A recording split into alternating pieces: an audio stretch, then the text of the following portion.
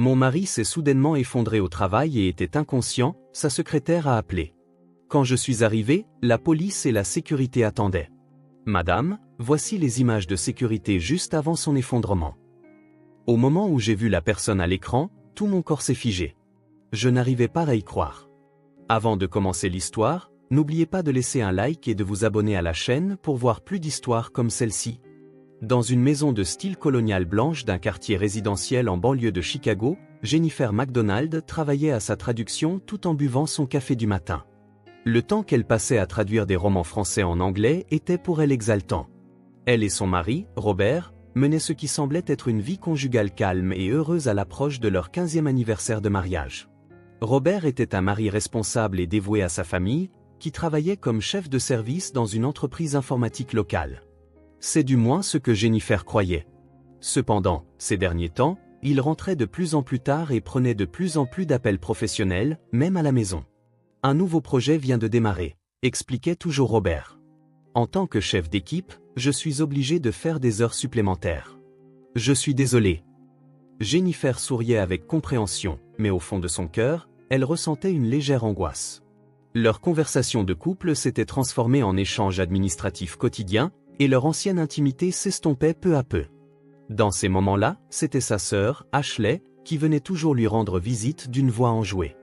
Ashley était professeure de yoga et profitait d'une vie de célibataire libre et épanouie. Avec ses longs cheveux châtains et sa peau saine, c'était une belle femme qui attirait les regards partout où elle allait. Elle rendait visite à sa sœur 2 fois par semaine et l'aidait à préparer le dîner. Aujourd'hui, c'est poulet rôti aux herbes, annonça Ashley en commençant à cuisiner avec aisance dans la cuisine. Le plat préféré de Robert, n'est-ce pas? Merci, Ashley. Tu es toujours d'une grande aide. Jennifer était sincèrement reconnaissante. Les talents culinaires d'Ashley étaient merveilleux et Robert ne manquait jamais de les vanter. La cuisine d'Ashley est la meilleure. Tu devrais prendre exemple sur elle, disait son mari en plaisantant. Mais parfois, ces mots sonnaient un peu comme des pics pour Jennifer. Le soir, lorsque Robert rentrait, les voir tous les trois assis autour de la table était devenu une routine. Ashley se souciait de la santé de son beau-frère, préparait des repas équilibrés sur le plan nutritionnel et écoutait avec compassion ses plaintes concernant son travail. « Tu as l'air vraiment fatigué ces derniers temps », dit Ashley en regardant l'expression lasse de Robert. « Tu ne devrais pas te surmener. Ta santé est ce qu'il y a de plus important. »« Merci, Ashley. Ta présence m'aide beaucoup », répondit Robert avec une expression apaisée. Bien que Jennifer fût reconnaissante des soins dévoués de sa sœur, elle essayait d'ignorer le sentiment de malaise occasionnel qu'elle ressentait. Pourquoi Ashley prenait-elle autant soin de Robert? Et pourquoi son mari avait-il commencé à écouter les paroles d'Ashley plus que les siennes? Une nuit, alors que Jennifer continuait son travail de traduction dans la chambre, Robert poussa un lourd soupir à côté d'elle, l'air épuisé. « Ces derniers temps, nous n'avons pas eu le temps de discuter tranquillement, dit-il d'un ton d'excuse. On n'y peut rien. Nous sommes tous les deux occupés, répondit Jennifer avec un sourire, mais la solitude grandissait dans son cœur. Autrefois, ils se promenaient ensemble le week-end ou allaient au cinéma, mais récemment, il n'y avait plus de temps pour de telles activités. Robert prenait souvent des appels professionnels, même le week-end, et Jennifer se retrouvait à passer plus de temps seule. Passons un peu de temps tranquille ensemble ce week-end, suggéra Jennifer avec espoir. C'est une bonne idée. Je vais essayer de me libérer, répondit Robert. Mais sa voix manquait de la chaleur d'autrefois. Le lendemain matin, alors que Jennifer préparait le café dans la cuisine, Ashley apparut avec son sourire éclatant habituel. « Bonjour. Je me suis dit que j'allais aussi préparer le déjeuner de Robert aujourd'hui. »« Merci. Mais tu n'es pas obligé d'en faire autant. Ce n'est rien. Nous sommes une famille, nous devons nous entraider. » Ashley commença à préparer le déjeuner avec efficacité. De plus, les hommes ne pensent pas à l'équilibre nutritionnel, alors il faut s'assurer qu'ils mangent correctement. Jennifer était reconnaissante de la gentillesse d'Ashley, mais elle sentait une petite interrogation grandir au fond de son cœur. À la fin du printemps, Robert commença à avoir du mal à se lever le matin. Lui qui, d'habitude, prenait sa douche et se préparait pour 6h30, gémissait de plus en plus dans son lit. « J'ai mal à la tête », disait Robert en se tenant le front. « J'ai aussi des vertiges. » Jennifer s'inquiéta et lui recommanda de consulter leur médecin de famille. Il subit des analyses de sang et des examens IRM, mais tous les résultats étaient dans les limites de la normale. Le médecin se contenta de lui conseiller, c'est peut-être lié au stress. Veuillez vous reposer suffisamment. Pourtant, la mauvaise santé de Robert persistait. Nausées matinales, perte d'appétit, fatigue chronique. Même au travail, il n'arrivait pas à se concentrer, et ses subordonnés commencèrent à exprimer leur inquiétude. « Est-ce que ça va ?» demanda doucement Ashley en regardant le visage pâle de Robert. « Tu dois manger des aliments plus nutritifs. » Elle se mit à lui préparer un smoothie spécial, une boisson verte composée d'épinards, de bananes, de poudre de protéines et de divers compléments. C'est une recette que j'ai mise au point. Elle contient des herbes efficaces pour la récupération de la fatigue. Robert fut d'abord réticent, mais se laissa persuader par l'enthousiasme d'Ashley et commença à le boire. Cependant, depuis qu'il buvait ce smoothie, son état semblait s'aggraver plutôt que de s'améliorer. « C'est étrange », murmura Jennifer en observant son mari. « Il devrait pourtant recevoir des nutriments. » « Cela ne convient peut-être pas à son organisme, dit Ashley d'un air inquiet. Mais s'il continue, ça devrait commencer à faire effet. Des collègues de Robert commencèrent à faire remarquer des changements. Une employée du service commercial aborda Jennifer par hasard au supermarché. « Est-ce que Robert va bien ces derniers temps ?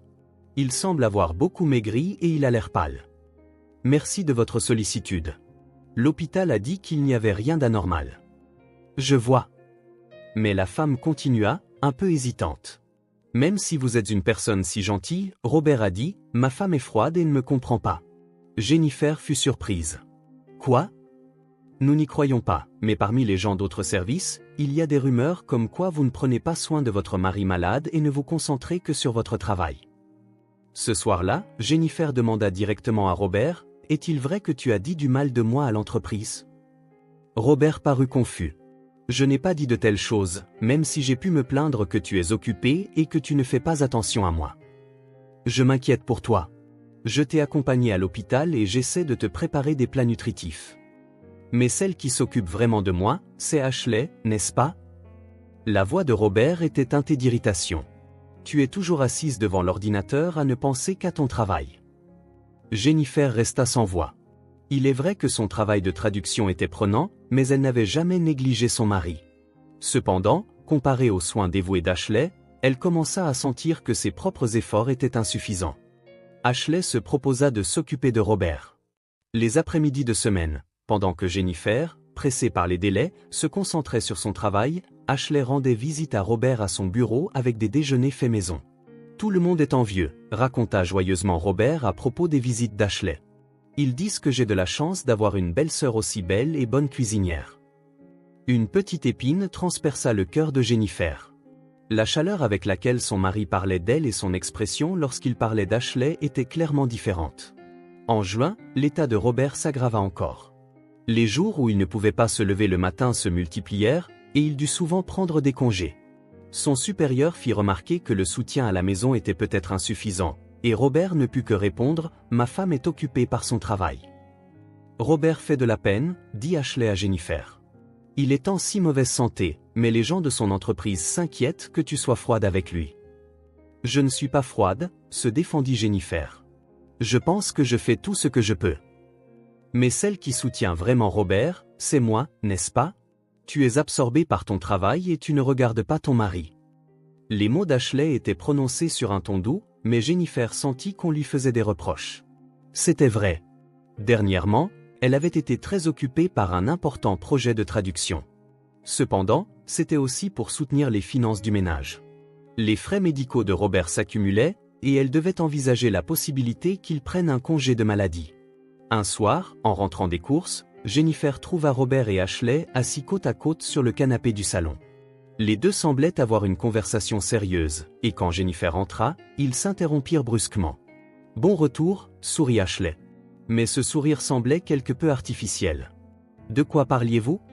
« De la santé de Robert », répondit Ashley en arrangeant rapidement les coussins. « Nous pensions qu'il serait peut-être préférable d'obtenir une recommandation pour un spécialiste. » Cependant, Jennifer sentit une étrange intimité flotter entre eux. Le regard que Robert portait sur Ashley était clairement différent d'avant, et Ashley aussi semblait agir au-delà des limites d'une sœur envers son beau-frère. Cette nuit-là, dans son lit, Jennifer réfléchit à la mauvaise santé de son mari, à sa réputation qui se dégradait au travail, aux soins excessifs de sa sœur. Tout semblait inextricablement lié, la faisant se sentir isolée. Les deux personnes qui avaient été autrefois une famille de confiance semblaient maintenant s'être tournées contre elle. Le lendemain matin, Robert fut de nouveau pris de fortes nausées et dut s'absenter du travail. Ashley accourut immédiatement et proposa de le soigner. « Je resterai avec lui toute la journée aujourd'hui », dit Ashley d'un ton d'infirmière. « Tu as du travail, n'est-ce pas ?» Jennifer éprouvait des sentiments complexes. Elle était tiraillée entre le désir de soigner son mari et son sens des responsabilités envers son travail dont les échéances approchaient. Finalement, elle laissa son mari à sa sœur et s'enferma dans son bureau. De toute la journée, Jennifer ne put se concentrer à cause de la conversation entre les deux qui provenait de la pièce voisine. La voix douce d'Ashley et le rire apaisé de Robert perturbaient son cœur. La relation avec sa belle-sœur devenait-elle plus intime que la relation conjugale? Le soir, quand Jennifer alla voir comment ils allaient, Robert dormait paisiblement. Ashley était assise au chevet de son lit, veillant sur lui comme une épouse dévouée. « Bon travail », dit Jennifer à voix basse. « Bon travail à toi aussi », se retourna Ashley en souriant. Robert s'est enfin calmé. Il semblait vraiment souffrir aujourd'hui. À ce moment-là, Robert, qui était censé dormir, murmura doucement « Merci, Ashley. Je suis vraiment content que tu sois là. » Une anxiété et une jalousie inexplicables tourbillonnèrent dans le cœur de Jennifer. Par un jeudi après-midi mois de juillet, Jennifer était plongée dans la traduction de littérature française. Dans son bureau climatisé, elle se débattait avec les phrases complexes de Victor Hugo. Dehors, les cigales chantaient et on entendait les voix des enfants du quartier en vacances d'été. Vers 14 heures, son téléphone portable sonna. L'écran affichait « Linda Bureau ». Un appel de la secrétaire de Robert était inhabituel, et Jennifer répondit avec une certaine surprise. « Jennifer ». La voix de Linda était complètement différente de son ton calme habituel et était clairement agitée. « C'est terrible.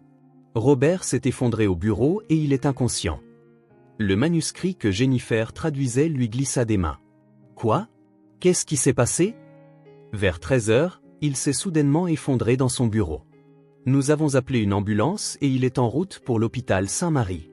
S'il vous plaît, venez tout de suite. Après avoir raccroché, Jennifer attrapa frénétiquement ses clés de voiture. Tandis que son esprit se vidait, elle essayait de comprendre ce qui était arrivé à son mari. Sa mauvaise santé récente s'était-elle aggravée, ou s'agissait-il d'une crise cardiaque ou d'un AVC? En conduisant, Jennifer essaya de contacter Ashley, mais elle ne répondit pas. Elle devait être en plein cours de yoga. Elle décida de la contacter plus tard et se dirigea d'abord vers l'hôpital.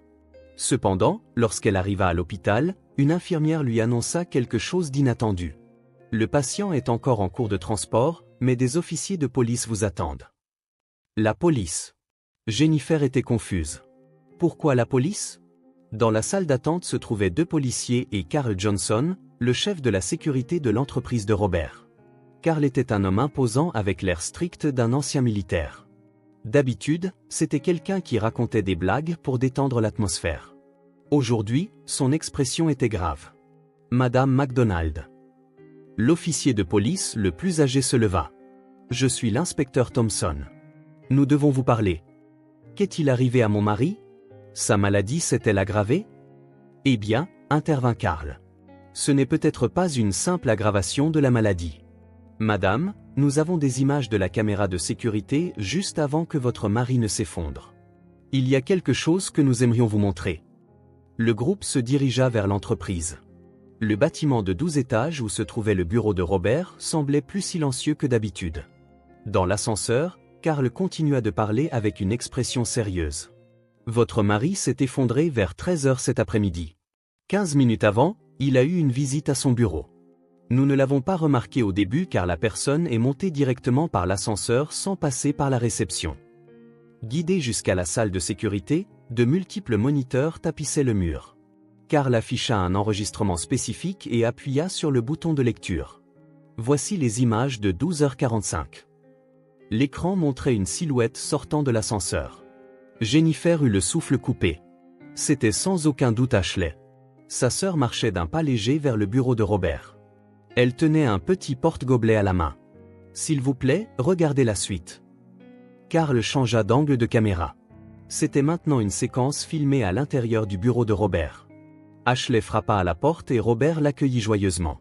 « Les deux discutèrent intimement et Ashley lui offrit une tasse. On dirait du café, dit Carl en mettant la vidéo en pause.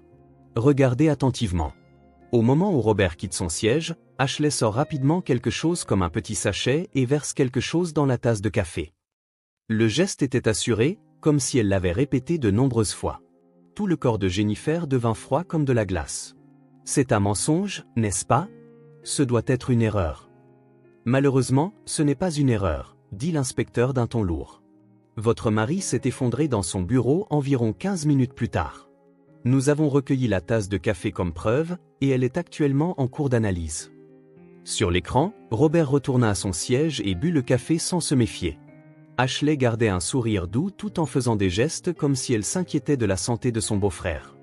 Elle ressemblait exactement à une belle-sœur dévouée. Mais pourquoi? Pourquoi Ashley ferait-elle ça? La voix de Jennifer tremblait.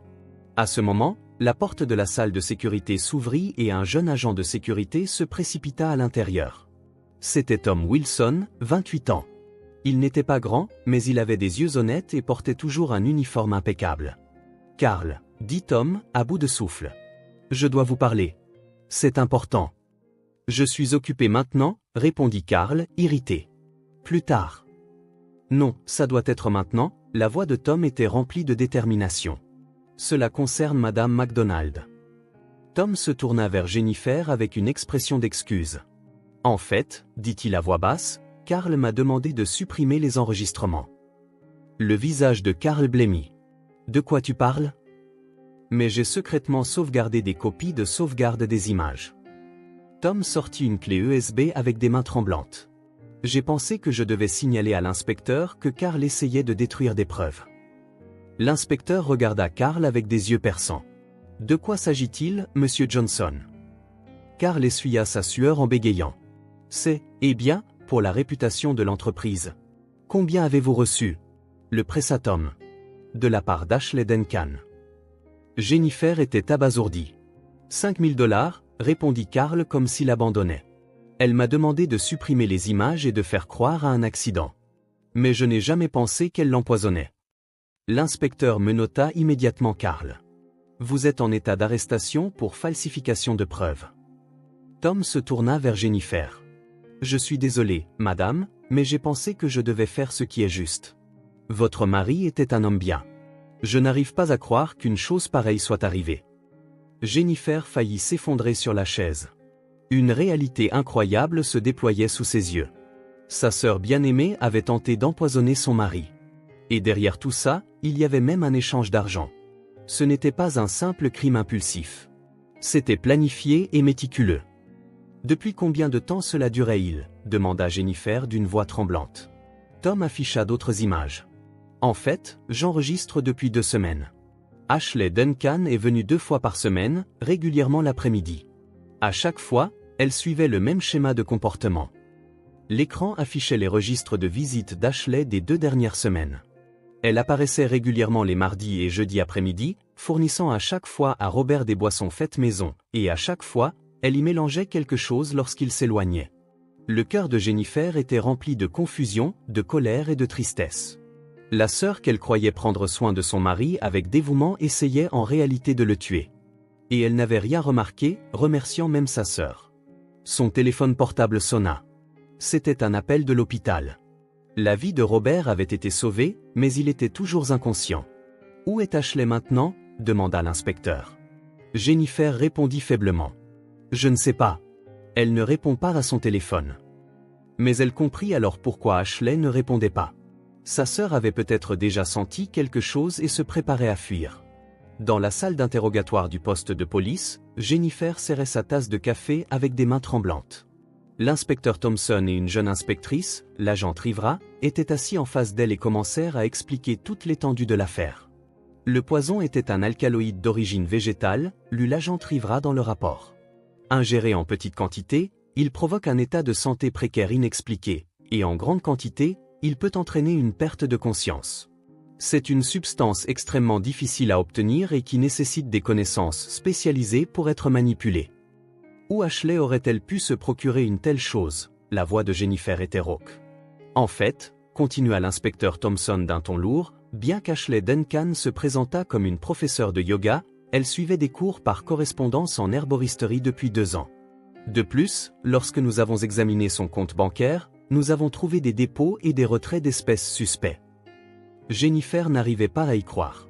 Sa sœur avait-elle préparé le meurtre de son mari pendant 2 ans? Et, l'agent Trivra ouvrit un autre dossier, il y a un autre fait important concernant la relation entre votre mari et Ashley Duncan. L'agente lui montra l'écran d'un téléphone portable. Il affichait une photo de Robert et Ashley s'enlaçant intimement. Le lieu était le hall d'un hôtel de luxe et la date remontait à 3 mois. Qu'est-ce que c'est? La voix de Jennifer tremblait. Ceci a été pris par un détective privé, expliqua l'inspecteur Thompson. L'enquêteur a été engagé par Ashley Duncan, mais avant son arrestation, la photo a été soumise à la police comme preuve. Jennifer fixa la photo. Les expressions de son mari et de sa sœur étaient clairement celles d'amants. Ashley souriait de bonheur et Robert la regardait avec des yeux pleins d'amour.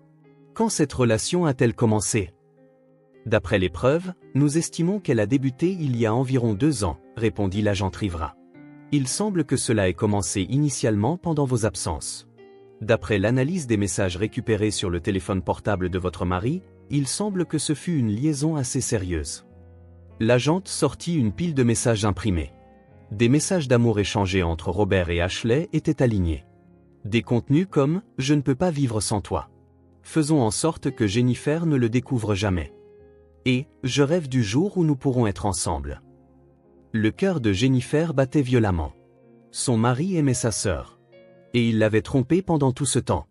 Alors pourquoi Ashley a-t-elle essayé d'empoisonner mon mari, si elle l'aimait?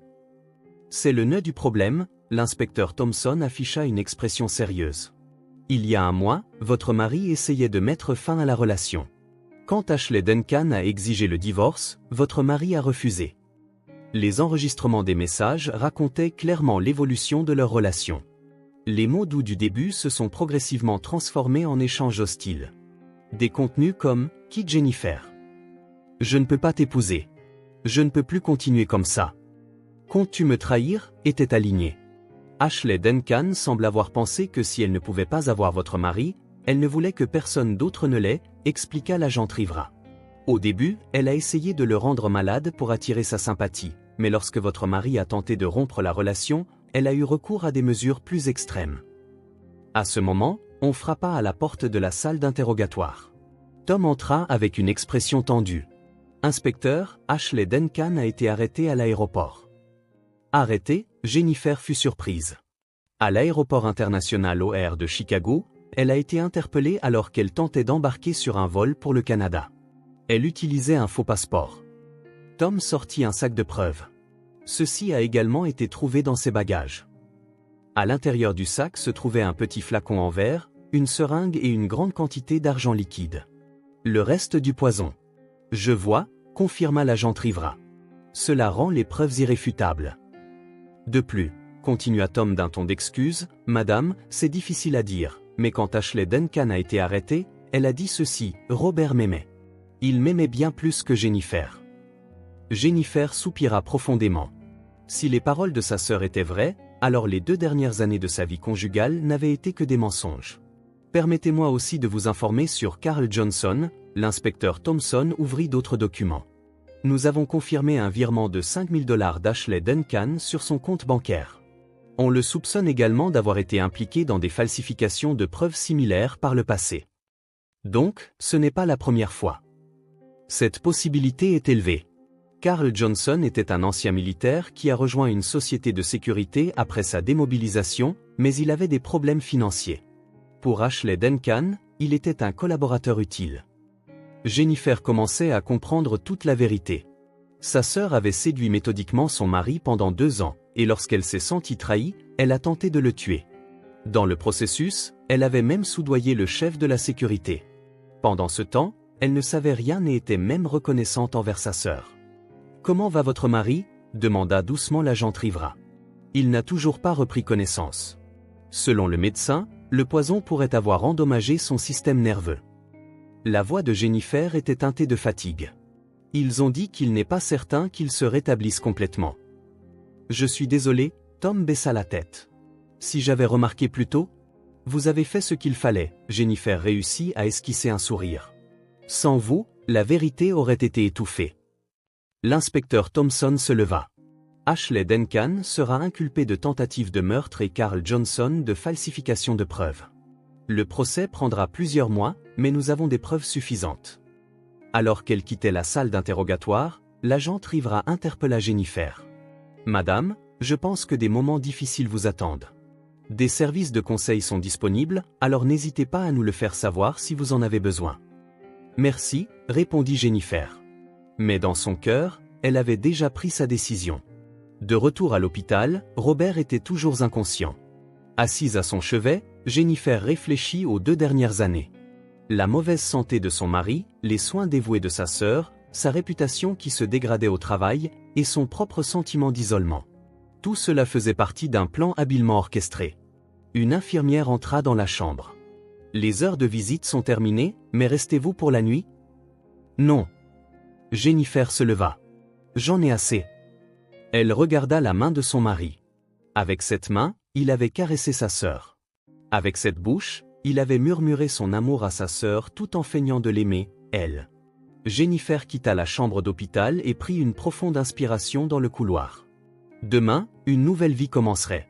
D'abord, elle devait engager la procédure de divorce, vendre la maison et se préparer à quitter cette ville. Son téléphone portable sonna. C'était un message de Tom. Madame, si vous avez besoin de quoi que ce soit, n'hésitez pas à me contacter. Je suis heureux que nous ayons pu faire triompher la justice. Jennifer sourit sincèrement pour la première fois. 1 an plus tard, Jennifer était assise dans un petit café à Boulder, au Colorado, tenant un cappuccino chaud et regardant par la fenêtre. Les couleurs d'automne des montagnes rocheuses changeaient magnifiquement, et elle commençait à s'installer dans sa nouvelle ville. Le verdict final du tribunal avait été rendu 9 mois plus tôt. Ashley fut condamné à 8 ans de prison pour tentative de meurtre.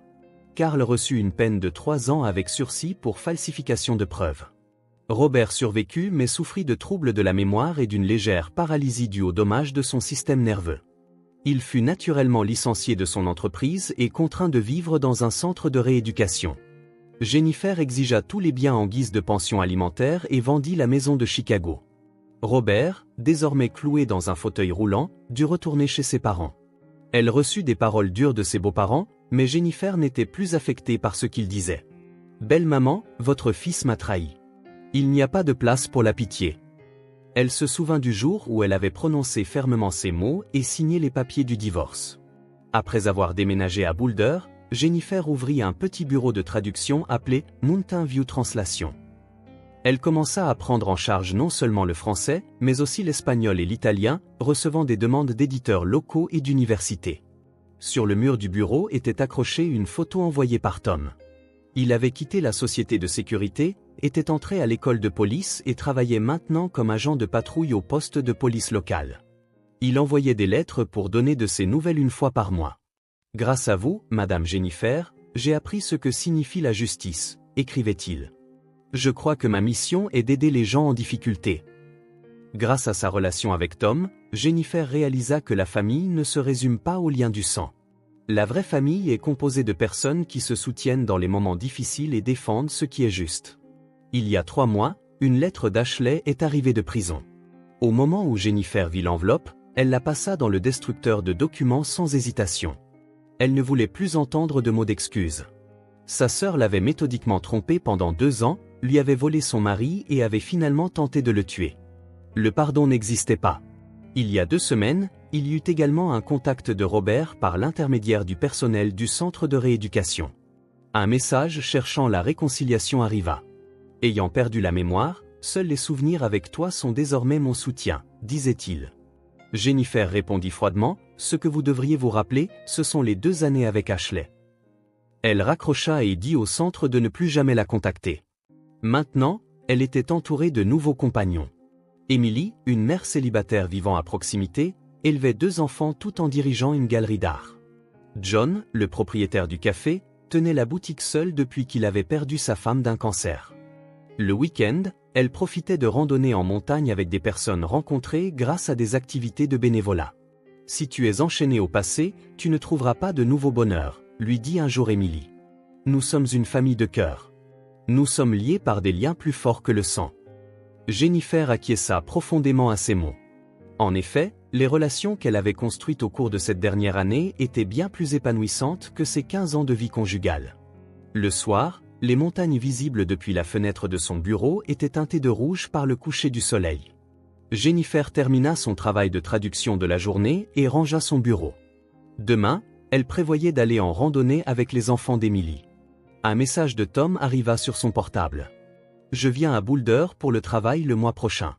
J'aimerais vous voir si vous avez le temps. » Jennifer sourit en répondant « Bien sûr. Je vous attendrai. » En regardant par la fenêtre, elle pensa « La vie prend vraiment des tournants inattendus. » Cependant, le plus important est de continuer à choisir le bon chemin, quelles que soient les difficultés rencontrées. Et la vraie famille, ce ne sont pas les liens du sang, mais les personnes qui se respectent mutuellement et ont la volonté de se soutenir. Le cauchemar de Chicago était terminé. Ici, à Boulder, non pas en tant que Jennifer McDonald, mais en tant que Jennifer Harrison, une nouvelle histoire commençait.